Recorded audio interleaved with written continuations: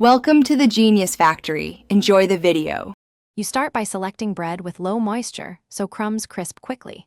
Tier or slice 2-3-day-old bread or toast fresh slices at low heat until dry. This prevents soggy crumbs and improves shelf life. Make sure to remove crusts if you need very fine texture, then cut into 1 to 2 centimeter cubes to ensure even grinding.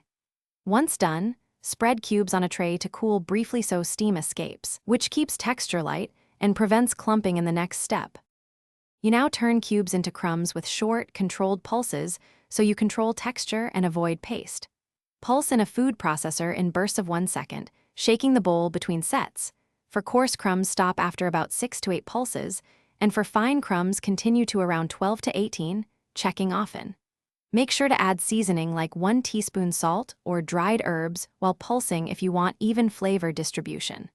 Once the size looks right, sift or shake to separate large pieces and reprocess if needed. You finish by ensuring stable, dry crumbs. Spread processed crumbs on a baking sheet and oven dry at 100 to 120 degrees Celsius for 10 to 15 minutes to remove residual moisture. Make sure they cool completely before transferring to an airtight jar or freezer bag. This prevents condensation and stale flavor. Once stored, use within 3 months or freeze.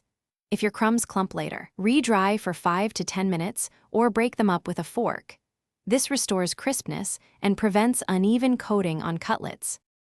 Thanks for watching. If you found this helpful, don't forget to like and subscribe.